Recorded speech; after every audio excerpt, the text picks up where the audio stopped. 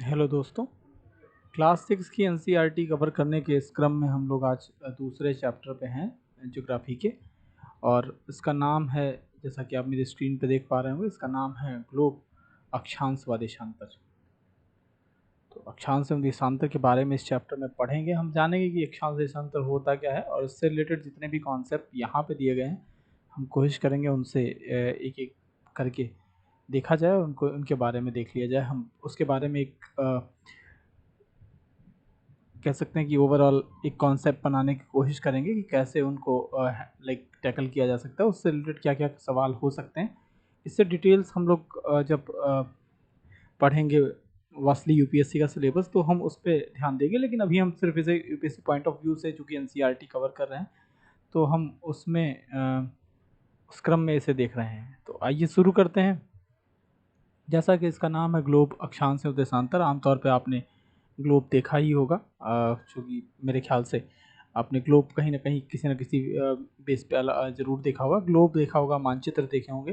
तो basically globe और मानचित्र जो है वो जिस आधार पे बनाया जाता है उसमें बेसिकली अक्षांश और देशांतर नाम से आपने सुना होगा कि ये इतने डिग्री अक्षांश या इतने डिग्री देशांतर पर अवस्थित है, इसकी स्थिति जानी जाए। तो अक्षांश और देशांतर का जो मेन इस्तेमाल है वो इसीलिए होता है कि किसी पर्टिकुलर स्थान की जानकारी हमें मिल जाती है उससे। हमने अभी ये पिछले चैप्टर में डिस्कस किया था कि हमारी पृथ्वी जो है वो बेसिकली गोलाकार नहीं है। जैसा मैंने कल आपको बताया था कि इसकी एक स्पेसिफिक शेप है जो ध्रुवों पे चपटी है, और इसे जियोइड बोला जाता है, या जिसे आप कहें भू आप कह सकते हैं, या कहें पृथ्वी का अपना एक स्पेसिफिक आकार है। ठीक है, वही चीज़ यहाँ पे पहले पैराग्राफ में लिखी हुई है, जैसे कि ये उत्तर एवं दक्षिण ध्रुवों पर थोड़ी चपटी और मध्य में थोड़ी उभरी हुई है। तो ये बेस जानकारी मैंने अभी कल के आपके क्लास में डिस्कशन करा था। ठीक है, हमारे पास अगर बात करें ग्लोब की, तो यहाँ बताया गया है कि ग्लोब कई तरीके से हो सकते हैं, जैसे बड़े ग्लोब। ठीक है, उसके अलावा पॉकेट ग्लोब हो सकते हैं। बेसिकली छोटे छोटे ग्लोब आजकल आते हैं, आमतौर पे आपने टेबल्स पर रखा जाता है इनको। ठीक है, ग्लोब होते कैसे हैं, तो जो है कुछ ग्लोब ऐसे भी होते हैं जिनको आप एक एक जगह से दूसरी जगह उठा के ले जा सकते हैं। ठीक है, उनमें बेसिकली क्या होता है कि आपको देशों में, महाद्वीपों में और महासागरों के आकार को दिखाया जाता है। जब आप उसे यूज़ करते हैं तो इनके स्थिति के संदर्भ में इसका इस्तेमाल किया जा सकता है। ठीक है, तो अगर पृथ्वी के समान अगर किसी गोले पर हम किसी बिंदु की बात करें तो ये थोड़ा मुश्किल काम हो जाएगा। मान लीजिए कि आपके पास एक गोला है। ये ध्यान रखिएगा कि ये जो है ये गोला है, ना कि वृत्त, है ना। वृत्त एक अलग चीज़ है, गोला एक अलग चीज़ है। आई होप आपको वृत्त और गोले का डिफरेंस पता होगा। तो हम जब गोले की बात कर रहे हैं तो ये 3 डायमेंशनल फिगर है, मतलब त्रिविमीय संरचना है। और इसमें अगर हम किसी पॉइंट को डिस्कस करें या पूछें इंडिया कहाँ है, तो हमें थोड़ा मुश्किल हो आएगी कि हम कैसे इसको डिफाइन करेंगे। तो हमने क्या किया कि इसके लिए हमने कुछ रेखाएं, काल्पनिक रेखाएं खींच दी हैं, और उन्हीं को जो है हमने देशांतर और अक्षांश बोला है। कैसे उनको इस्तेमाल करेंगे, लाइक कैसे उनको जाना जाता है, ये देखेंगे। उससे पहले हम देखेंगे कि आमतौर पे जब एक ग्लोब देखते हैं तो हमने क्या किया है, ग्लोब को एक जगह से दूसरी जगह दो अक्षांशों में, मतलब बेसिकली हमें पता है कि ये जो है ग्लोब को दो पार्ट में, इनको जो है एक सुई के माध्यम से, या यूँ कहें एक सीक के माध्यम से झुकी हुई अवस्था में दिया जाता है। और जहाँ जिन दो स्थानों पर ये सीक आपको दिखने को मिलती है, ये इनको कहा जाता है अक्ष, या हिंदी इंग्लिश में बोलते हैं इसे एक्सिस। ठीक है, तो एक्सिस, AXIS। ठीक है, और ये जो ऊपर वाला एक्सिस है इसे आप कहते हैं उत्तरी ध्रुव। ठीक है, या जिसे आप नॉर्थ पोल कहते हैं, और दूसरा जो है वो दक्षिणी ध्रुव है। तो ग्लोब को इसी इसी सुई के चारों तरफ घुमाया जाता है बेसिकली, जैसा कि मैंने आपको ऊपर वाले फ्लोर में दिखाया। तो यहाँ पे ये जो एरिया है इसको अक्ष बोलते हैं, एक्सिस। ये हो गया अक्ष। ठीक है, दो स्थितियाँ। तो ये ऊपर वाला हो गया, इसको आप बोलेंगे उत्तरी ध्रुव। ठीक है, और नीचे वाले को आप कह देंगे दक्षिणी ध्रुव। ठीक है, तो इस तरीके से इसे समझा जा सकता है। बेसिकली ये अपने अक्ष पे चारों ओर घूमती है, और बेसिकली जिसके समक्ष घूमती है वो एक काल्पनिक रेखा होती है जो कि ग्लोब को दो बराबर भागों में बांटती है। उत्तरी ध्रुव और दक्षिणी ध्रुव हम किस बिहाफ पर डिसाइड करते हैं, ये बात बेसिकली इस बात से डिफाइंड होती है कि ये एक एक काल्पनिक रेखा हमने बीच में ये जो है वो कर दी है, जो आपको डॉट डॉट करके दिख रही है, तो ये क्या कर रही है कि ये ग्लोब को दो पार्ट्स में, ठीक दो पार्ट्स में बांटती है। इसे विषुवत वृत्त कहते हैं या इसे भूमध्य रेखा भी कहा जाता है। ठीक है, ये इसे 0 डिग्री अक्षांश बोलते हैं। कैसे बोलते हैं वो हम आगे देखेंगे। तो पृथ्वी के उत्तर में बेसिकली आधे भाग को उत्तरी गोलार्ध, जो ऊपर वाला एरिया है ये वाला, इनको हमने कहा कि उत्तरी ध्रुव के ओर का एरिया जो है वो उत्तरी गोलार्ध है ना, गोले का आधा गोलार्ध। और ऐसे ही ये जो है वो दक्षिणी गोलार्ध है। तो उत्तरी गोलार्ध और दक्षिणी गोलार्ध दो बेसिक पार्टों में हम जो है इसे डिफाइन करते हैं, या यूँ कहें कि दो अलग अलग पार्ट्स में से बांट देते हैं।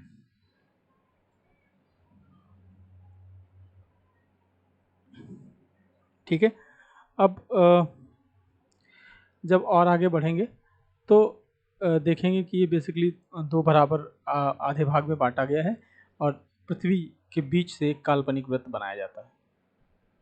ठीक है, ऐसे ही इसी महत्वपूर्ण स्थिति जितनी भी संदर्भ बिंदु होते हैं उनके समानांतर वृत्त निकाले जाते हैं। जैसे ये हो गया, ठीक है, ये हो गया, ऐसे ही ये ऊपर वाला, ये ऊपर वाला, तो ये सब क्या हैं, ये आपके अक्षांश कहे जाते हैं। ठीक है, मतलब वो काल्पनिक रेखाएं बेसिकली जो ईस्ट टू वेस्ट, ठीक है, या वेस्ट टू ईस्ट, जैसा भी आप कहें, वेस्ट टू ईस्ट जो है उनको आप क्या बोल रहे हैं, ये बोलते हैं आपकी ये अक्षांश रेखाएं हैं। ठीक है, विषुवत वृत्त से ध्रुवों तक जो है वो समांतर वृत्तों में अक्षांश रेखाएं बनाई जाती हैं, जो बेसिकली इसे ये विषुवत वृत्त की पैरेलल लाइन होती है, मतलब समानांतर रेखाएं होती हैं और उन्हें ही हम अक्षांश कहते हैं। विषुवत वृत्त को मैंने आपको बताया था कि ये शून्य अंश को दर्शाती है, अभी ऊपर मैंने बात करी थी जब बताया था 0 डिग्री होती है। और विषुवत वृत्त के ऊपर मतलब जैसे जैसे आप ऊपर चलते जाएंगे ये इनकी मतलब अक्षांश का नंबर बढ़ता जाता है। इसी प्रकार सबसे ऊपर वाला जो उत्तरी ध्रुव होता है उसे 90 डिग्री उत्तरी अक्षांश और 90 डिग्री दक्षिणी अक्षांश नीचे वाले ध्रुव को कहते हैं। मतलब यहाँ कहीं जो होगा वो आपका 90 डिग्री दक्षिणी अक्षांश होगा। ये सब बहुत कॉमन सी चीज़ें हैं जो आपको ध्यान रखनी होंगी।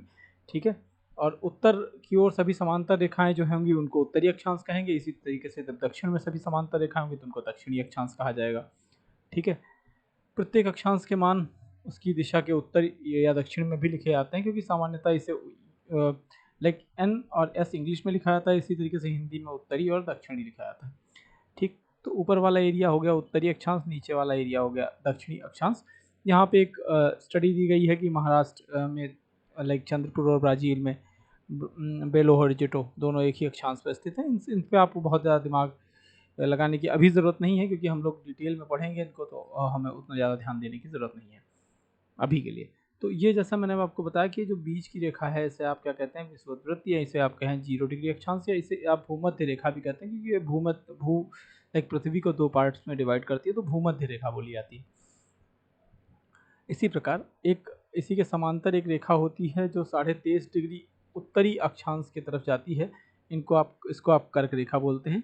नीचे 23.5 डिग्री दक्षिणी अक्षांश में जब बात करते हैं तो इसी को आप मकर रेखा बोलते हैं, जो कि यहाँ पे लिखा हुआ है। ऐसे ही 66.5 डिग्री उत्तरी अक्षांश, 66.5 डिग्री दक्षिणी अक्षांश भी डिवाइड किए जाते हैं।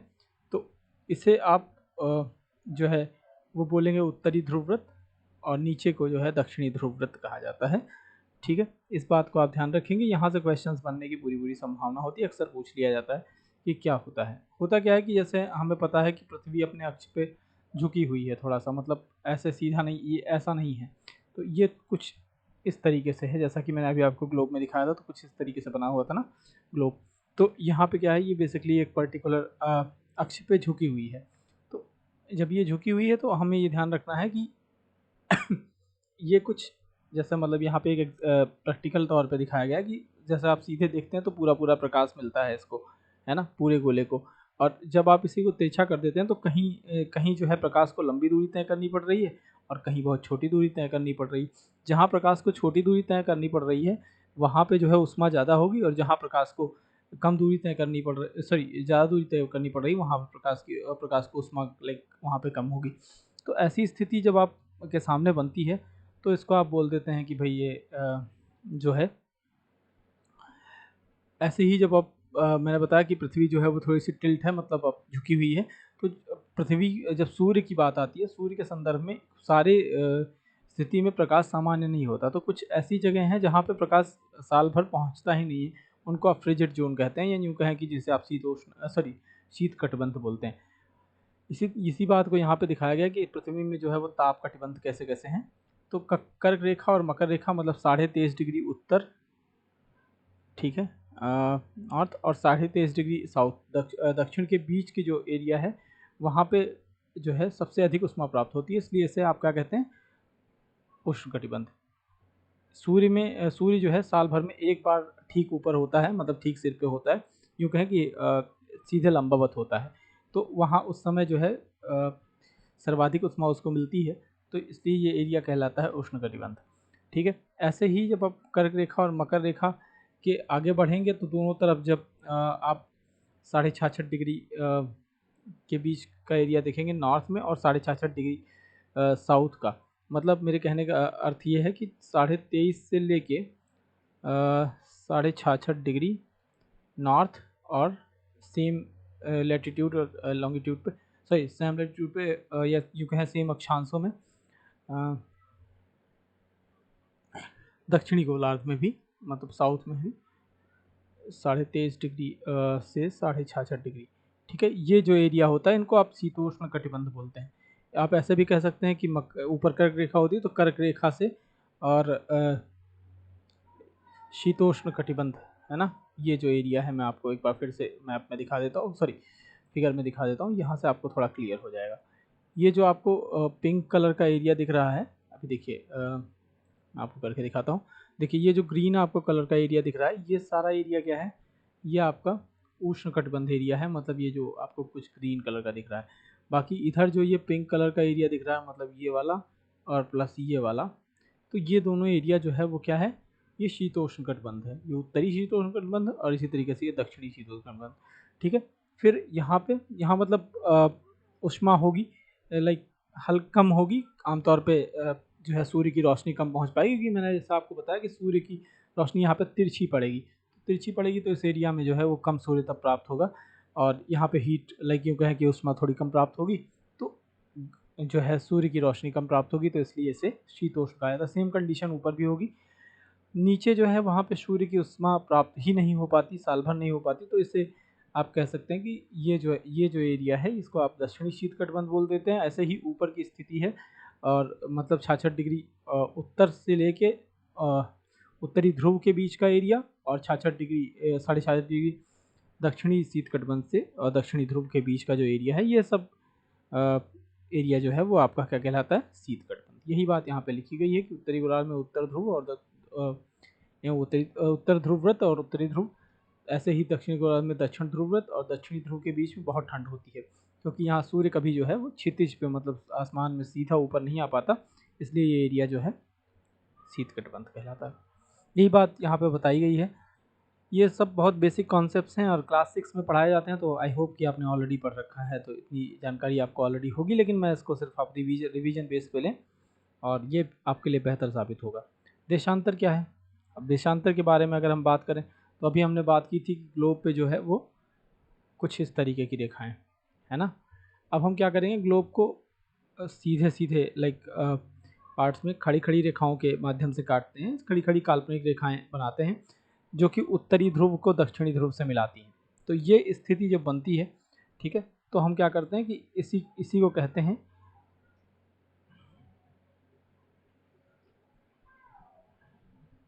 इसी रेखा को कहते हैं देशांतर रेखा। ठीक है, क्योंकि देशों की स्थिति जानने के लिए हम इसका इस्तेमाल करते हैं उत्तरी ध्रुव को दक्षिणी ध्रुव से जोड़ने के लिए।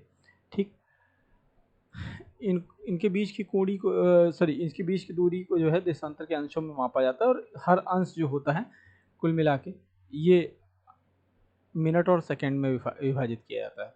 ठीक है, अर्धवृत्त होते हैं जिनके बीच की दूरी ध्रुव को बढ़ने की तरफ घटती है ना, कि इनके बीच की दूरी जो होगी वो ध्रुवों की तरफ जैसे जैसे आप बढ़ते जाएंगे वैसे वैसे घटती जाएगी। यहाँ पे आप देख सकते हैं कि यहाँ जो है, जो विषुवत वृत्त है, यहाँ इनके बीच की दूरी सर्वाधिक होगी, और जैसे जैसे ऊपर जाएंगे तो एक समय ऐसा आएगा कि ये सब एक दूसरे से मिल जाएंगी, और अगर हम बात करें कि इनको कहाँ से लाइक इनका निश्चय कैसे किया गया, तो ग्रीनविच नाम से एक ब्रिटिश वेधशाला है जहाँ से इसका मुख्य यमोत्तर माना जाता है।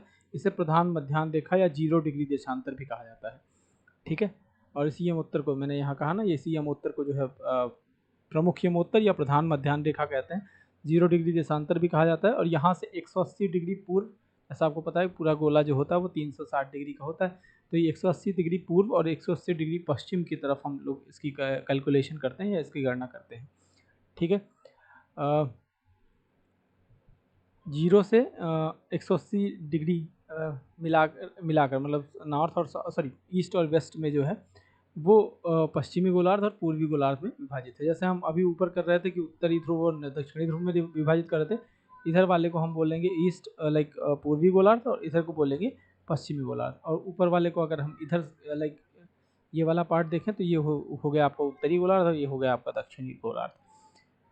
ठीक है, यही सब बातें यहाँ पे दी गई हैं। आप एक बार इसे जब पढ़ेंगे तो ध्यान से देख पाएंगे। बेसिकली होता क्या है कि जैसे मान लीजिए कि हमें किसी जगह का, यहाँ पे एक एग्जांपल दिया गया है कि असम की धुबरी लाइक असम की स्थिति जानने के लिए, तो हम क्या करेंगे, उत्तरी ध्रुव उत्तरी अक्षांश पे ये कहाँ टैली कर रहा है और दक्षिणी अक्षांश पे कहाँ टैली कर रहा है, मतलब उत्तरी और दक्षिणी अक्षांश जहाँ एक बिंदु पे काटेंगे, हम उसी को जो है उस जगह की जो है आप कह सकते हैं कि उस जगह के लिए वो उसकी स्थिति मान लेते हैं, उसकी लॉन्गिट्यूड या यूँ कहें उत्तरी गोलार्ध और दक्षिणी गोलार्ध का जहाँ क्रॉस होता है उसी जगह उसी एरिया को लाइक उस बिंदु का स्थिति उस सही स्थिति मानी जाती है।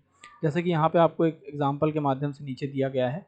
देखिए यहाँ पे जैसे यहाँ गया कि मान लीजिए कि आप 8 डिग्री उत्तरी अक्षांश और 1 डिग्री पूर्वी लाइक पूर्वी देशांतर पर स्थित एरिया देखेंगे, तो यहाँ पे ये एरिया दिखेगा। इसी तरीके से जब आप ग्लोब पे देखते हैं तो वहाँ पे भी आपको सारी चीज़ें क्रॉस करके मिलती हैं। जैसा कि यहाँ पे देखिए, अब मान लीजिए कोई बिंदु यहाँ पे स्थित है, तो हम उसका जो एरिया लिखेंगे 60 डिग्री उत्तर और प्लस ये जो है मान लीजिए 10 रहा होगा, तो 10 डिग्री देशांतर। ठीक है, 10 डिग्री पूर्वी है, पूर्वी गोलार्ध में ना, तो पूर्वी 10 डिग्री पूर्वी और उत्तर। तो इस तरीके से हम इसको डिफाइन कर ले जाते हैं। यहाँ पे एक इमेज दी गई है जो कि आपके काफ़ी इम्पॉर्टेंट है। जैसे ये देखिए, यहाँ पे जो मेन वाला लाइन है इसे आप कहते हैं ग्रीनविच लाइन। ठीक है, यही ग्रीनविच रेखा है। ठीक, ये पृथ्वी को यूँ कहें कि 2 पार्ट्स में डिवाइड करती है। इधर वाला ईस्ट हो गया और इधर वाला वेस्ट हो गया। ये हो गया पश्चिम और ये हो गया पूर्व। ठीक है, 2 पार्ट में आपको डिवाइड करके देखने को मिलेगी। अब जब आप इसके इधर चलेंगे तो आपका समय जो है वो पॉजिटिव में चलेगा, मतलब हर बार घंटे जुड़ते जाएंगे। ठीक है, यहाँ पे लिखा भी हुआ है +1 +2 +3। तो ये जो एरिया इधर जैसे जैसे बढ़ते जाएंगे ये आपको घंटे जुड़ते जाएंगे और यहाँ अंतिम में आपको 12 घंटे का डिफरेंस मिलेगा। सेम कंडीशन यहाँ जब आप पीछे जाएंगे तो वो घंटे घटते जाएंगे और यहाँ पे जो है इंटरनेशनल डेट लाइन ये जो है 180 डिग्री की रेखा मानी जाती है, अंतर्राष्ट्रीय तिथि रेखा। ठीक है, तो इसे जो है यहाँ पे 75 डिग्री के आसपास मोड़ा गया है थोड़ा सा। इसको बात को भी आप ध्यान रखेंगे, यहाँ से पूछ लिया जाता है कई बार। ठीक है, अलास्का और साइबेरिया का विभाजन बचाने के लिए ये जो एरिया है यहाँ पे थोड़ा सा 75 डिग्री में इसे मोड़ दिया गया है सहूलियत के लिए। ठीक है, और इसी के आधार पे आपका टाइम जोन डिसाइड होता है। जैसे अगर हम बात करें भारत की, तो भारत जो है वो इस पॉइंट और इस पॉइंट के बीच में आप देख पा रहे होंगे कहीं पड़ रहा है ये वाला एरिया और ये वाला एरिया। तो हमने इन दोनों के बीच का जो पार्ट लिया वो 82.5 डिग्री हमारा एरिया निकलता है। और 82.5 डिग्री के आधार पे हमने कहा कि भारत का जो समय है वो 5.5 घंटे आगे है। ठीक है, किससे? ग्रीनविच टाइम से।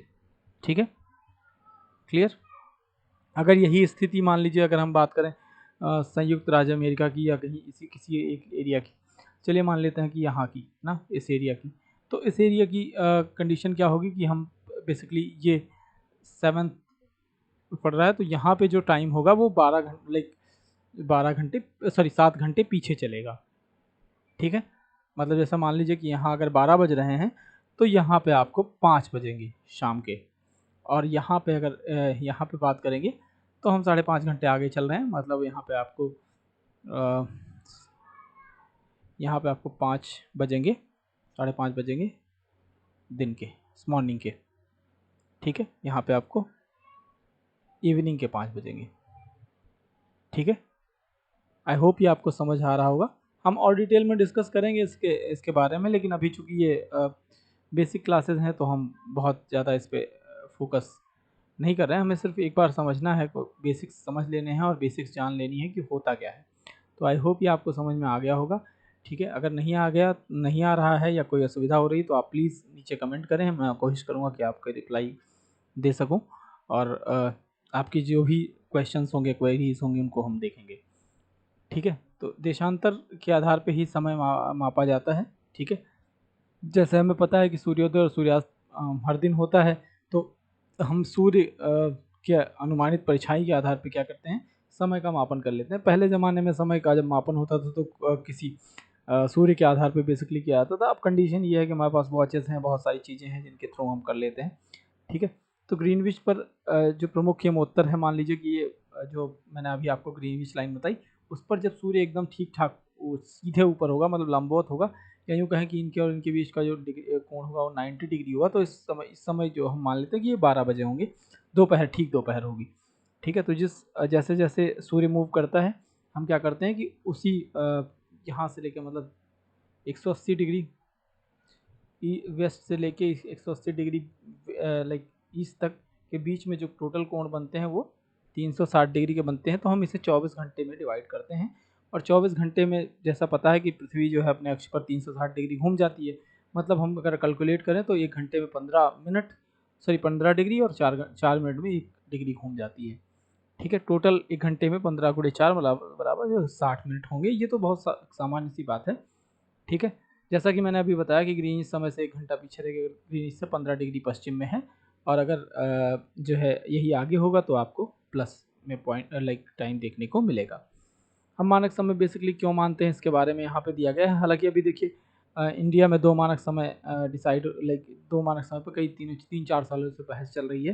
हालांकि अभी इस पर कोई सॉल्यूशन हुआ नहीं है, क्योंकि ये जो है गुवाहाटी में जो है वो टी टाइम देखा जाता है, लाइक टी टाइम की वॉच है एक स्पेसिफिक। ठीक है, जैसे आप वहाँ का चाय बागान समय बोलते हैं।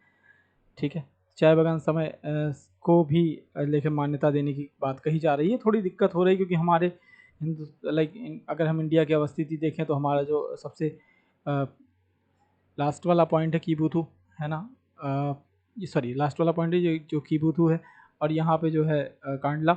इन दोनों के बीच में जो है जो टाइम का जो डिफरेंस है वो करीब 2 आवर्स का आता है। तो 2 घंटे के बीच, मतलब अगर यहाँ पे मान लीजिए कि सुबह 5 बजे सूर्य निकलता है तो यहाँ 7 बजे के आसपास सूर्य पहुँचेगा, तो सूर्य निकलेगा, ऐसा हो जाता है। तो हमने बीचों बीच एक लाइन मान ली है जो 82.5 डिग्री है, और ये अभी इलाहाबाद के नैनी से होके जाती है। ठीक है, और जैसा कि मैंने अभी आपको बताया कि इससे बड़ी दिक्कत हो रही है, क्योंकि कोई ट्रेन मान लीजिए 7 बजे यहाँ से चलनी है, दैट मीन्स कि उसे 5 बजे यहाँ चलनी थी। अगर 7 बजे से चलती है और 2 घंटे में यहाँ पहुँच जाती है, तो इसके हिसाब से तो वह काफ़ी कम्युनिकेशन में दिक्कत होती है। लेकिन ये इसीलिए जो है ये प्रॉब्लम आ रही है बार बार। ठीक है, इस पे बहुत बड़ी बहस है, हम डिटेल में डिस्कस करेंगे कि 2 समय की ज़रूरत क्या है और 2 समय क्यों इस्तेमाल किया जाए। फ़िलहाल हम यहाँ देख लें कि लगभग 1 घंटे 45 मिनट या करीब 2 घंटे का अंतर आपको देखने को मिलता है। हमने स्थानीय समय जो माना है इंडिया का, वो 82.5 डिग्री मानक यमोत्तर पे लिया गया है। ठीक है, अब जो है ये ग्रीनविच टाइम जो है वो बेसिकली हम इंडिया जो है वो पूर्व में स्थित है, तो ये 5.5 घंटे आगे चल रहा है लंदन के समय से, या जिसे आप ग्रीनविच के समय में। मतलब अगर आपने आमतौर पे क्रिकेट देखा होगा, यहाँ पे एक एग्जांपल दिया गया है कि भारत और इंग्लैंड के बीच में क्रिकेट मैच है, इसका टाइम जो है वहाँ पे 2 बजे शुरू होगा। दैट मीन्स कि अगर हिंदुस्तान में देखें तो 2+5.30 तो 7:30 से ये शाम से शुरू होगा। ठीक है, यही बात यहाँ पे दी गई है, और इसी आधार पे जो है हम कैलकुलेशंस करते हैं। कुछ देशों का देशांतरीय विस्तार अधिक होता है तो वहाँ एक से अधिक मानक समय अपनाए गए हैं। हिंदुस्तान में भी इसी बात को लिया गया है, जैसे कि यहाँ बताया गया कि रूस में जो है वो 11 अलग अलग मानक समय हैं। ठीक है, तो एक पृथ्वी के 1-1 घंटे वाले 24 समय क्षेत्रों में बांटा गया है, और इसके आधार पर जो है प्रत्येक समय क्षेत्र जो है वो 15 डिग्री का, जैसा कि मैंने अभी आपको ऊपर बताया कि 15 डिग्री का जो है वो क्षेत्र घेरता है। मतलब 1 डिग्री की बात करें तो वहाँ पे 1 घंटे की बात करें तो वहाँ पे 15 डिग्री का क्षेत्र घेरता है, या 60 मिनट जिसे आप कहें। ये पूरा पूरा कॉन्सेप्ट है इस पूरे पूरे चैप्टर का। आप एक बार इसे पढ़िएगा और इसके बारे में जो भी एक बार इसे पढ़ेंगे आप तो आपको काफ़ी चीज़ें ऑलरेडी समझ में आएंगी। अगर कोई चीज़ नहीं समझ में आती तो आपसे ये रिक्वेस्ट रहेगी कि आप उसे नीचे मेंशन करें। मैं कोशिश करूँगा कि आपको एज़ सून एज़ पॉसिबल हम आपको रिप्लाई कर सकें और इसको और बेहतर तरीके से समझा सकें। जहाँ तक बात रही टाइम में जो है टाइम जोन की, ठीक है, जो 2 टाइम जोन की बात चल रही तो हम उस पर एक विस्तृत चर्चा करेंगे। एक बार हमने एनसीईआरटी कवर कर ली सारी, उसके बाद फिर हम लोग इसके और बेसिक्स पे जाएंगे। तो हम वहाँ पे अलग अलग कोचिंग मटेरियल्स और उनके पीडीएफ्स की बात करेंगे, उनसे रिलेटेड चीज़ों को समझने की कोशिश करेंगे कि कौन सी चीज़ें कहाँ हैं और उनका क्या इस्तेमाल होने वाला है। ठीक है, तो अभी के लिए मैं कोशिश करूँगा कि इसे यहीं समाप्त करूँ और हम लोग कंटिन्यू करेंगे नेक्स्ट डे और फिर जानेंगे तीसरे चैप्टर के बारे में। तो अभी के लिए यहीं तक। Have a good time ahead. आप इसे पढ़िए और अपनी सुझाव और अपने क्वेश्चंस जो है वो आप कमेंट सेक्शन में मेंशन करिए। धन्यवाद।